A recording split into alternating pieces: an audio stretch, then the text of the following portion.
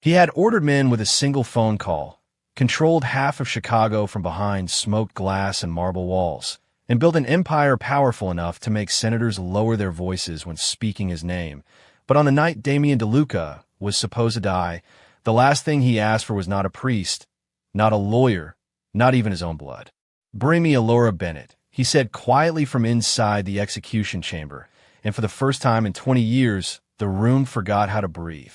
The correctional officers exchanged uneasy looks beneath the harsh fluorescent lights, while the prison clock continued its slow march toward midnight. Outside the reinforced glass, reporters crowded against metal barricades under freezing December rain, waiting to witness the fall of the most feared mafia boss in Illinois history. Damien sat perfectly still in the steel chair, dressed in a plain white prison uniform that somehow could not erase the aura of power surrounding him. Even now, even with chains around his wrists and guards stationed at every corner, he looked like a man the world still revolved around. His silver watch had been taken. His custom Italian suits were gone. The empire was ashes now. But his eyes remained unchanged, cold and dark like storm clouds gathering over Lake Michigan. "Sir," the prison warden said carefully, clearing his throat as though speaking too loudly might trigger something dangerous. "Your final request can include immediate family, legal counsel, or religious representatives. Are you sure there's no one else you'd prefer to see?" Damien slowly lifted his gaze toward the older man. There was no anger in his expression, no panique. Just exhaustion so deep it seemed carved into his bones. "No," he answered. "Only her." Somewhere beyond the hallway, a distant buzzer echoed through the prison walls. The sound bounced off concrete and steel like the countdown of a machine already set in motion. One of the younger guards frowned as he flipped through paperwork on a clipboard. "Alora Bennett," he muttered under his breath. "That's the maid from the DeLuca estate?" Another guard gave a dry laugh. "The guy ruled half the city, and his final wish is to see his housekeeper." But Damien heard every word, and strangely, instead of reacting with fury, his expression softened for less than a second, as though the memory of her name carried warmth into a place built to erase humanity. The execution chamber smelled faintly of antiseptic and cold metal. Thick cables lined the polished floor beneath overhead lights that buzzed softly in the silence. Beyond the glass observation room, state officials adjusted papers with nervous hands while attorneys whispered beside untouched coffee cups gone cold hours ago. Everyone expected Damien DeLuca to spend his final moments bargaining with God or cursing the system that brought him there. Nobody expected silence. Nobody expected regret. Damien lowered his head slightly, staring at his restrained hands. Hands that once signed million-dollar deals. Hands that once held power over judges, politicians, and entire neighborhoods. Now, they looked strangely human beneath the fluorescent glow. Older, tired, empty. Then quietly, almost too quietly to hear, he spoke again. "She was the only person who ever looked at me like I could still be saved." And suddenly, the room went completely silent. At 11:37 that same night, while cameras crowded outside the federal prison and reporters rehearsed headlines about the downfall of Damien DeLuca, Alora Bennett was changing bedsheets on the third floor of St. Anne's Care Center on the south side of Chicago. The hallway smelled like lavender disinfectant and burnt coffee from the nurse's station downstairs. Soft jazz played quietly from an old radio near the reception desk, while snow drifted against the windows in slow white spirals. Alora moved through the dim hallway with calm efficiency, her dark green scrubs slightly faded from years of washing, her sneakers squeaking softly against polished tile floors. Most nights, nobody noticed her, and most nights, she preferred it that way. An elderly woman in room 312 had fallen asleep, holding Alora's hand nearly an hour earlier after another painful episode of confusion. Before leaving the room, Alora carefully tucked the blanket higher around the woman's shoulders and whispered, "You are safe, Miss Evelyn. I will check on you again soon." Her voice carried the kind of warmth that made frightened people believe her. That was the thing about Alora Bennett. She made broken places feel quieter. She was pushing a laundry cart toward the elevator when two uniformed officers stepped through the front entrance downstairs. Their heavy boots echoed across the lobby marble with enough force to make the overnight receptionist sit upright in surprise. Conversation stopped. One nurse lowered her clipboard slowly. Alora noticed immediately because men dressed like that did not come to St. Anne's unless someone had died or something terrible was about to happen. The taller officer removed his hat as he approached her. "Miss Bennett?" he asked carefully. Alora nodded once. "Yes." The officer exchanged a quick glance with his partner before continuing. "We need you to come with us." The hallway suddenly felt colder. "Is something wrong?" she asked quietly. Neither man answered right away, and that silence told her more than words could. The younger officer finally cleared his throat. "Damien DeLuca requested to see you before his execution." Somewhere behind the nurse's station, someone audibly gasped. A medication tray nearly slipped from a nurse's hands. The receptionist stared openly now, eyes moving over Alora like she was seeing her for the first time. Because everybody in Chicago knew the name Damien DeLuca. For nearly 2 decades, his empire had touched every part of the city, from luxury high-rises downtown to neighborhood restaurants struggling to survive under quiet pressure and whispered deals. People feared him even after his arrest. Especially after his arrest. And yet the woman standing beside a laundry cart at St. Anne's looked nothing like someone connected to a man like that. Alora lowered her eyes briefly, gripping the cart handle tighter. Memories she had spent years burying began pushing toward the surface.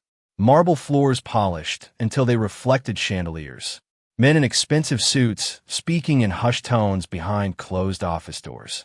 Long dining tables filled with people too powerful to apologize when they insulted. Someone beneath them, and Damien himself standing near massive windows overlooking Lake Shore Drive, always silent, always watching the world like he trusted none of it. "Miss Bennett?" the officer repeated gently. "The execution is scheduled just after midnight." Alora's throat tightened almost painfully. She had not seen Damien in nearly 3 years. Not since the trial. Not since federal agents surrounded the DeLuca estate, while helicopters circled overhead like dark birds in the winter sky. She remembered watching television coverage alone in her apartment afterward, hearing reporters call him a monster, while neighbors celebrated his downfall from behind locked doors. And still, despite everything, despite all the fear and chaos attached to his name, one thought quietly broke through the noise inside her chest. "He asked for me."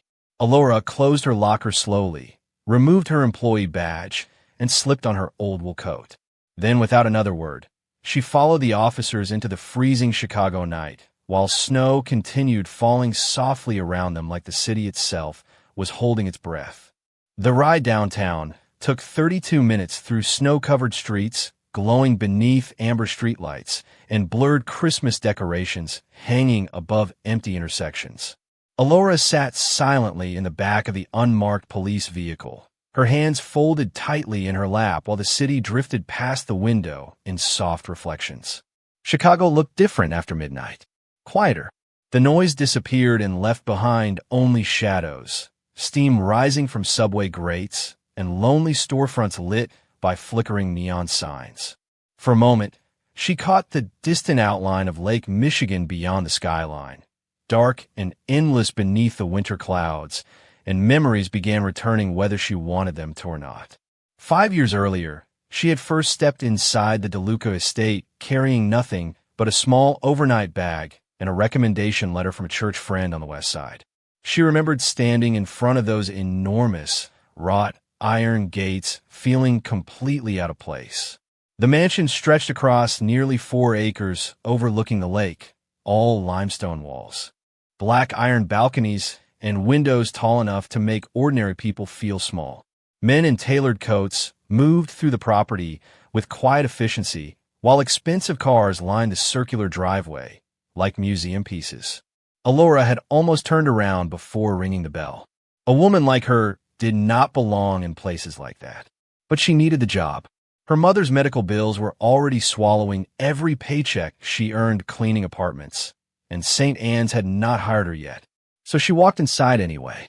The house manager, Mrs. Delaney, had looked her over carefully before speaking in a clipped voice polished by years of serving wealthy people. "The DeLuca family values discretion above everything else," she said while leading Alora through a hallway lined with imported paintings and crystal chandeliers. "You do your work, keep your eyes down, and avoid unnecessary conversations." Alora understood immediately what that meant. Invisible people survived longer in houses filled with powerful secrets. For the first few weeks, she barely saw Damien at all. She only heard him. Footsteps crossing the marble floor after midnight. Low conversations behind office doors. The occasional sound of laughter during private dinners attended by judges, businessmen, and politicians who smiled too carefully. But one rainy November evening changed everything. Alora had been cleaning the upstairs study long after most of the staff went home. Thunder rolled across the lake outside, while rain hammered against the tall windows overlooking the city. She remembered carrying fresh towels toward the hallway when she noticed the office door slightly open. At first, she intended to keep walking. Then she heard glass shatter inside the room. Alora stopped immediately. For several seconds, there was only silence. Heavy silence. The kind that made the air itself feel wrong. Slowly, she pushed the door open just enough to see inside. Damien sat alone beside the fireplace in complete darkness except for the glow of the city skyline beyond the windows. His white dress shirt was wrinkled, the sleeves rolled unevenly to his elbows, and an untouched glass rested near his hand beside broken pieces of crystal scattered across the floor. But it was not the shattered glass that frightened her. It was the look on his face. Damien DeLuca, the man newspapers called untouchable, looked completely hollow, empty in a way that power could not hide. His mother had died 3 days earlier after a long illness, and the entire mansion had become colder since then, quieter, like grief itself lived inside the walls. Alora should have left. Every instinct told her to disappear before he noticed her standing there. Instead, she quietly stepped inside and set the towels down near the fireplace. Damien lifted his eyes slowly toward her, clearly irritated by the interruption at first, but then something shifted when he realized she was not afraid. "You should not be in here," he said, his voice rough from exhaustion. Alora looked at the untouched food tray beside him and then back at the storm outside the windows. "Neither should you," she answered softly. For a long moment, neither of them moved. Rain continued sliding down the glass while thunder rolled above the lake. Then Damien looked away first. And somehow, from that moment on, everything between them quietly changed. The federal prison rose from the edge of downtown Chicago like a concrete monument built to erase hope. Thick snow swirled around the floodlights above the razor wire while armed guards watched silently from elevated towers. As the unmarked vehicle approached the security gate, Alora felt her chest tighten in a way she had not experienced in years.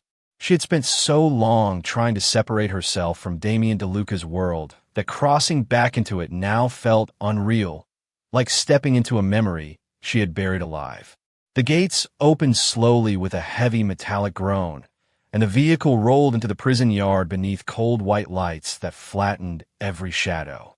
A correctional officer escorted her through multiple security checkpoints without offering conversation. The deeper they walked into the prison, the quieter everything became. No shouting, no chows, just the distant hum of fluorescent lights and the echo of footsteps against polished concrete floors. Alora wrapped her coat tighter around herself as they turned down a narrow hallway lined with reinforced glass windows. She noticed people watching her now. Lawyers, officers, state officials. Some stared openly in confusion, while others whispered behind folders and coffee cups. One woman near the observation room frowned slightly before muttering under her breath, "That is her." Another man gave a humorless laugh. A maid. Unbelievable. Alora kept walking without reacting. She had heard worse in rooms far more expensive than this one. Years ago, inside the DeLuca estate, people often spoke around her, as though she were invisible. Wives of wealthy businessmen would leave diamond bracelets carelessly on bathroom counters while discussing charities meant to help people like her. Politicians who smiled for cameras would avoid touching cups she served at private dinners. Men who feared Damien DeLuca never feared humiliating the quiet black woman refilling their wine glasses. But Alora learned early that dignity did not need permission from cruel people. She carried herself the same way every day, shoulders steady, eyes calm, voice soft. And strangely, Damien noticed that before anyone else did.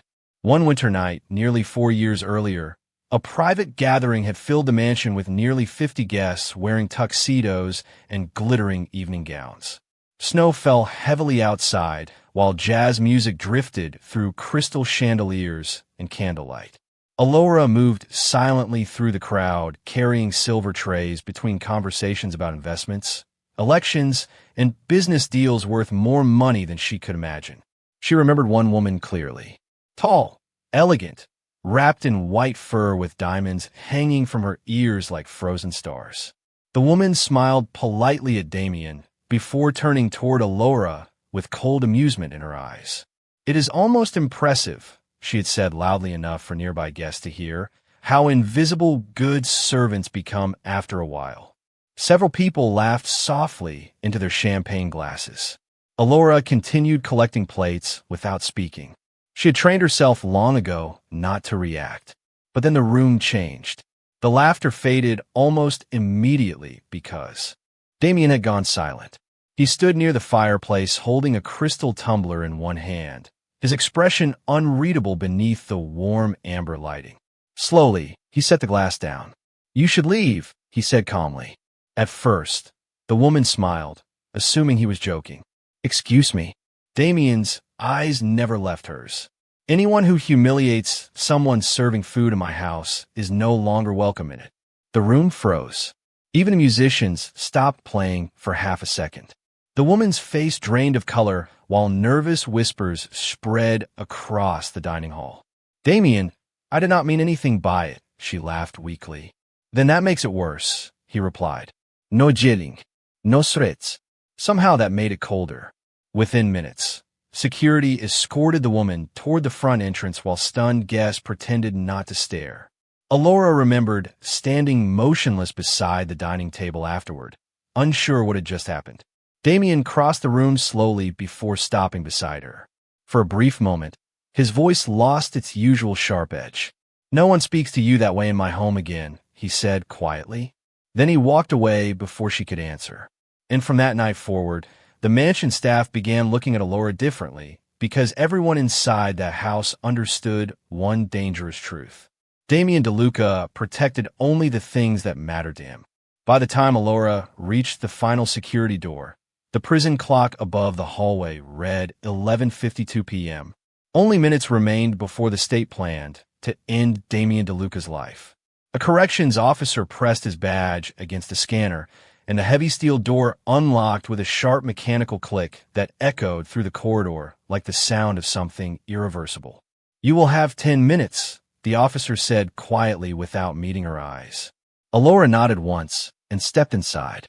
The visitation room was colder than the rest of the prison, lit by pale fluorescent lights that washed all warmth from the walls. Thick reinforced glass divided the room into two halves, with a metal chair bolted to the floor on each side. For a brief moment, the room appeared empty. Then Damien entered through the opposite door, escorted by 2 guards. Alora almost did not recognize him. The man walking toward the glass looked older than the Damien she remembered from the mansion overlooking Lake Michigan. His dark hair now carried streaks of gray near the temples, and the sharp confidence that once filled every room around him had faded into something quieter, heavier. Prison had stripped away the expensive suits, the bodyguards, the polished image feared across Chicago. But his eyes remained the same, dark, intelligent, tired in ways sleep could never fix. The guards removed his restraints from the table ring and stepped back toward the wall. Damien sat slowly in the metal chair across from her, and for several seconds neither of them spoke. Outside the glass, snow continued drifting across the prison yard beneath bright floodlights. Alora noticed his hands first. They trembled slightly against the tabletop. It shocked her more than anything else. Damien DeLuca had once walked through rooms full of powerful men without showing fear to anyone. Now his fingers shook like a man standing at the edge of something final. "You came," he said softly. His voice sounded rough, worn down by years of silence and regret. Alora rested her hands calmly in her lap. "You asked for me." A faint smile appeared at the corner of his mouth before disappearing almost immediately. Most people would not have. Alora looked at him carefully through the thick glass separating them. Most people are not facing what you are tonight. The room fell quiet again. Somewhere deeper in the prison, a buzzer echoed faintly through the corridor.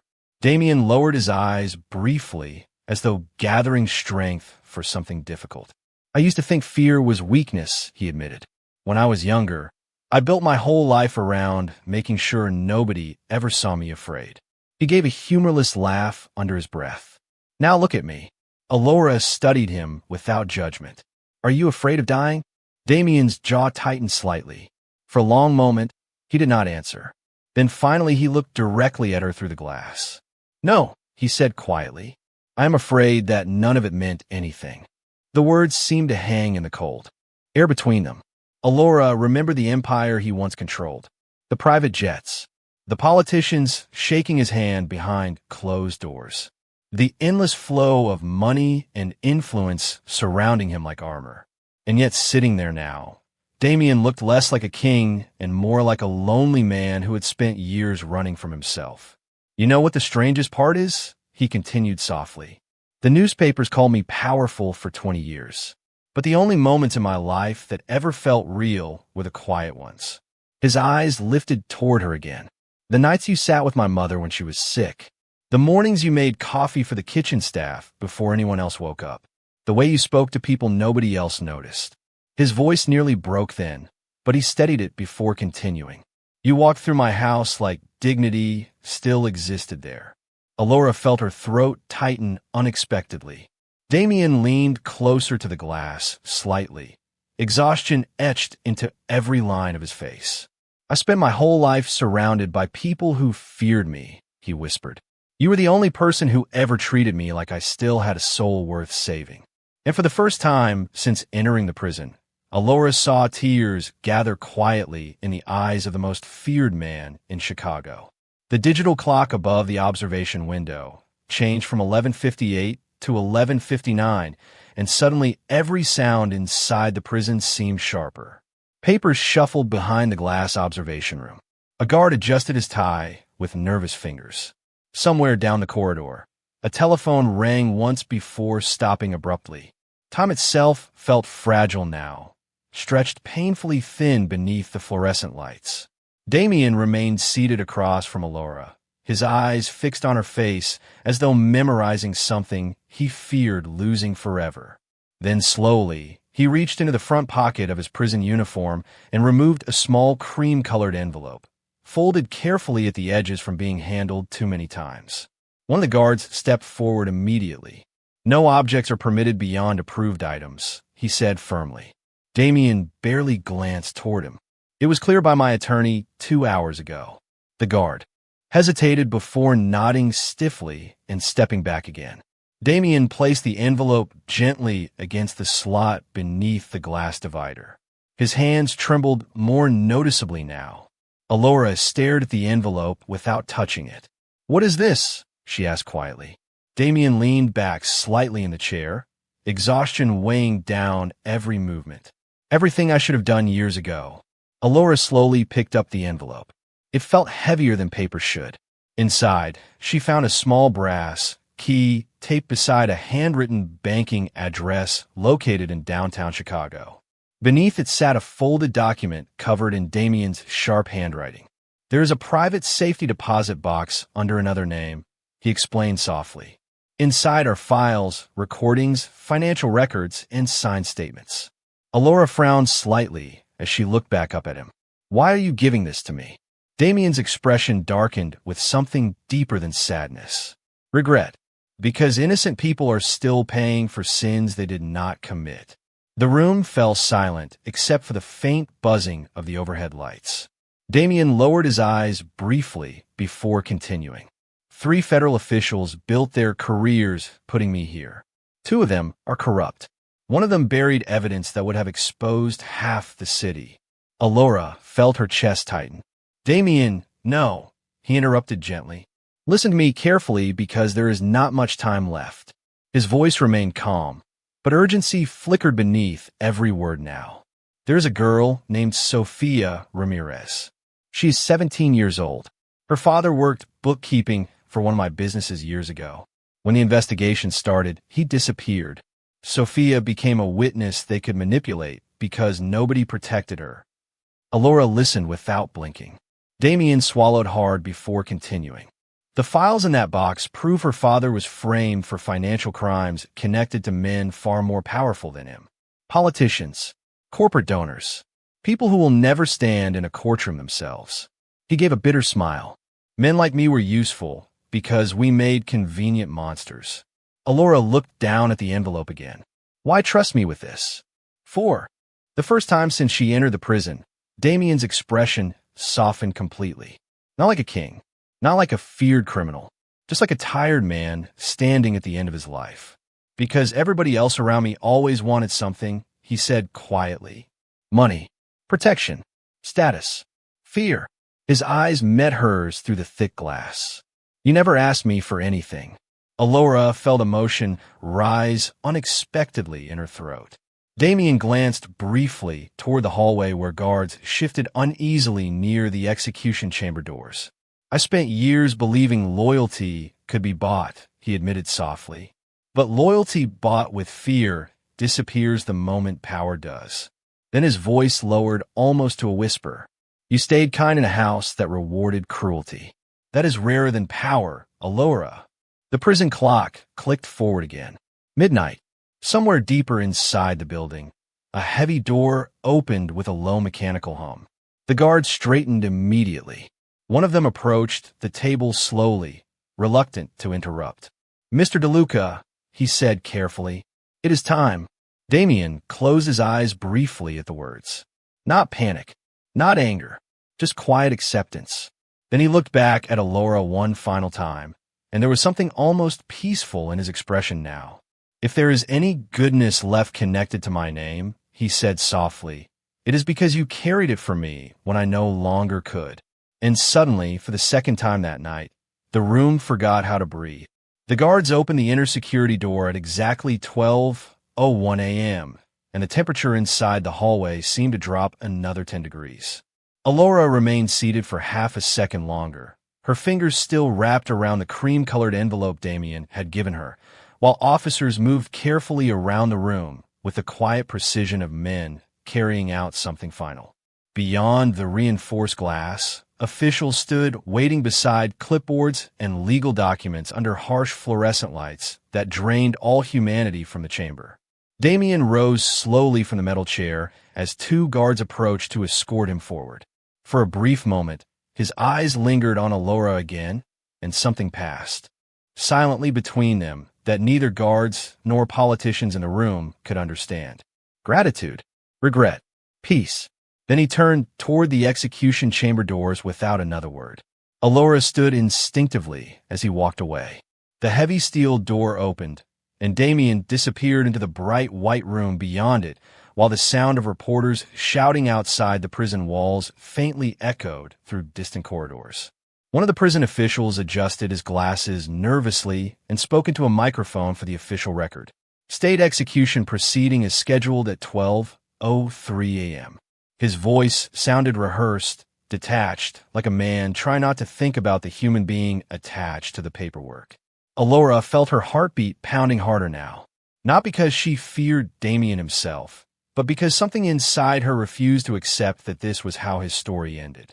The room behind the glass shifted with quiet movement as Damien was seated beneath the cold lights. Even from a distance, he looked strangely calm now. No resistance, no speeches, just exhaustion. Then suddenly, the silence shattered. A loud buzzing sound erupted down the hallway, followed by rapid footsteps echoing across the concrete floors. Several guards immediately turned toward the corridor as voices rose somewhere beyond the security doors. One officer pressed a hand against his earpiece, confusion spreading across his face. "What do you mean stop the procedure?" he snapped quietly. Another voice crackled through the radio, too distorted to fully understand. Then everything changed at once. The observation room doors burst open so hard they slammed against the wall. A federal attorney rushed inside, carrying a thick stack of papers, snow still clinging to the shoulders of his dark overcoat. Behind him came two United States Marshals and a woman in a Navy suit whose face looked completely drained of color. "Suspend the execution immediately," the attorney shouted breathlessly. "This order comes directly from the Federal Appeals Court." Every person in the room froze. The prison official near the microphone blinked in disbelief. "What?" "New evidence was submitted 27 minutes ago," the attorney continued while trying to catch his breath. "Financial records, witness statements, internal communications. There are allegations of prosecutorial misconduct connected to the original investigation." One of the state representatives scoffed instantly. At midnight, the evidence was verified by the Department of Justice less than an hour ago. The woman in the Navy suit interrupted sharply. "Two federal investigators are already in custody." The room exploded into overlapping voices. Officials argued. Guards exchanged stunned looks. Lawyers began flipping through legal documents with shaking hands. Beyond the glass, Damien remained seated beneath the fluorescent lights while confusion spread across the chamber around him. Then slowly, one of the correctional officers approached him and removed the restraints from the chair. Damien frowned slightly, clearly trying to understand what was happening. The prison warden stepped forward personally this time, his expression pale beneath the overhead lights. "Mr. DeLuca," he said carefully, "your execution has been suspended pending emergency federal review." For the first time all night, Damien looked genuinely stunned. Not triumphant, not relieved, just completely still. Slowly, almost disbelievingly, his eyes lifted toward the observation window where Alora stood clutching the envelope against her chest. Their eyes met through layers of reinforced glass and cold white light. Damien did not smile. He simply stared at her with an expression so raw and unguarded it no longer belonged to the feared man Chicago once whispered about. In that moment, surrounded by shouting officials and collapsing secrets, Damien DeLuca looked less like a mafia boss and more like a man who had just been handed back a future he never expected to see again. And somehow, deep down, Alora already knew exactly why it had happened. 3 months after the suspended execution, Chicago no longer spoke Damien DeLuca's name with certainty. Some called him a victim of political corruption. Others insisted he was still a criminal who deserved prison regardless of what new evidence revealed. News channels replayed courtroom footage. For weeks, while federal investigations spread through city offices like cracks moving through glass, 2 prosecutors resigned publicly. A retired judge vanished from television interviews entirely. Financial records connected powerful donors, law firms, and elected officials to hidden accounts buried for years beneath false investigations. The city did not know who to trust anymore. But through all the chaos, Damien disappeared from public view completely. No interviews, no statements, no return to power. The empire people once feared collapsed faster than anyone expected once federal pressure exposed the men surrounding it. Properties were seized. Businesses folded overnight. Associates who once followed Damien everywhere suddenly claimed they barely knew him. Loyalty built on fear had vanished exactly the way he said it would. On a gray March morning, a black government sedan finally stopped outside a modest federal building near the Chicago River. Snow from winter had melted into cold rain that streaked against the sidewalks while reporters crowded behind barricades, hoping for a glimpse of the man once called untouchable. Cameras lifted instantly as prison doors opened. Damien stepped outside, wearing a simple charcoal coat and carrying a small cardboard box containing the few personal items returned to him after years in federal custody. The crowd erupted immediately. Questions flew through the rain from every direction. "Mr. DeLuca, Are you planning legal action against the state? Do you intend to rebuild your organization? Did you know about the corruption all along? Damien never answered a single question. He looked thinner now, older. The sharp edge that once made powerful men nervous had been replaced by something quieter and far more difficult to understand. Exhaustion, reflection, maybe even shame. Federal agents escorted him toward the sidewalk while cameras flashed relentlessly through the rain. Then Damien suddenly stopped walking, because parked across the street beside a small coffee shop stood Alora Bennett beneath a dark umbrella. No bodyguards, no reporters surrounding her. Just Alora standing calmly in the rain exactly the same way she once moved through the marble halls of his mansion without asking for attention from anyone. Damien stared at her for several seconds as traffic hissed through wet streets between them. Something inside his expression softened immediately. One of the reporters noticed and shouted, "Who is she?" Another voice answered from somewhere in the crowd, "That is the maid." The word carried the same old judgment people always attach to women like Alora. But Damien reacted differently now. Years ago, the comment might have earned cold silence or intimidation. This time, Damien simply crossed the street toward her alone. Cameras followed every step. Alora lowered the umbrella slightly as he approached. Up close, she could finally see how much prison had changed him. There were deeper lines near his eyes now. His posture carried less certainty, less armor, but strangely, he looked more human than she had ever seen him before. Rain tapped softly against the umbrella while the city noise blurred around them. Damien glanced toward the reporters still shouting questions behind barricades. "They are waiting to see if I become the same man again," he said quietly. Alora studied him carefully. "And will you?" Damien looked down briefly at the cardboard box in his hands. The last remains of an empire that once controlled half of Chicago fit inside something small enough to carry beneath one arm. Then he looked back at her. "I do not think that man survived the prison," he admitted softly. For a moment, neither of them moved. The rain continued falling steadily around them, while camera flashes reflected against wet pavement and dark windows. Then Alora extended her hand calmly toward him. "Come on," she said gently. "You should eat something warm." Damien stared at her hand for half a second like a man unfamiliar with kindness offered freely. Then slowly, carefully he took it, and somehow, that simple human gesture felt more powerful than every empire he had ever built. 1 year later, very few people in Chicago would have recognized the man sweeping rainwater from the front steps of the South Haven Community Center on the west side. The old brick building had once been abandoned, its windows boarded shut, and its playground rusted from years of neglect. Now warm yellow light glowed from every window, while children's laughter echoed through the hallways nearly every evening. Fresh paint covered the walls. New basketball hoops stood in the courtyard. The library shelves were full again. Most people believed a private donor had funded the restoration project anonymously. Only Alora knew where the money truly came from.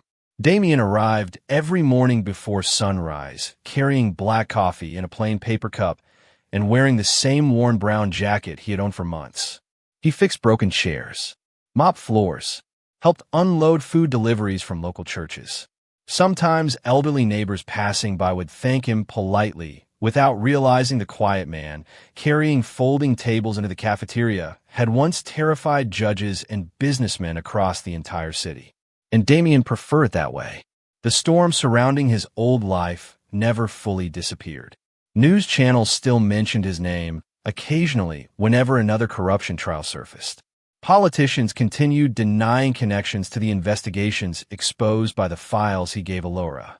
But Damien himself stayed far away from cameras now. He rented a modest apartment above a hardware store nearly 30 minutes from downtown and spent most evenings repairing things inside the community center until everyone else went home. Some people called it guilt. Others called it reinvention. Damien never called it anything at all. On a warm September afternoon, sunlight streamed through the center's open gymnasium windows while children chased basketballs across polished hardwood floors. Alora stood near the kitchen organizing donated school supplies, when she noticed Damien sitting alone on the bleachers, watching a little boy struggle to tie his shoe. Without hesitation, Damien leaned forward quietly and showed the child how to loop the laces properly. The boy looked up afterward with wide, curious eyes. "Mr. Damien," he asked innocently, "were you ever famous or something?" Damien paused for a moment. Across the gymnasium, Alora looked up from the supply table and watched him carefully. The old Damien would have answered differently once. Power used to define him. Fear used to protect him. But prison, betrayal, and nearly losing his life had burned something false out of him. He glanced toward Alora, standing beneath the afternoon sunlight, filtering through the windows, her calm presence still carrying the same quiet dignity that first changed him years ago inside that cold mansion overlooking Lake Michigan. Then Damien looked back at the little boy beside him and smiled faintly. "No," he answered softly, "but someone taught me how to become useful." The child nodded like the answer made perfect sense before running back toward the basketball court laughing with his friends. Damien remained seated for another moment watching them play, while sunlight warmed the gym floor in long golden streaks. Alora crossed the room slowly and sat beside him on the bleachers without speaking. They listened together to the sound of children laughing, sneakers squeaking against hardwood, and dishes clattering softly in the kitchen nearby. Simple sounds, ordinary sounds, the kind Damien once never noticed while chasing power through expensive rooms filled with dangerous people. "Do you ever miss it?" Alora asked quietly after a while. Damien understood exactly what she meant. The empire, the influence, the fear attached to his name. He looked down at his roughened hands, no longer wearing expensive watches or gold rings, just carrying years of regret and hard-earned peace. Then he slowly shook his head. "No," he admitted softly. "I think I spent most of my life being surrounded by people and still feeling completely alone." He turned slightly toward her, his expression calm in a way she had never seen before prison changed him. "This is the first place that has ever felt honest."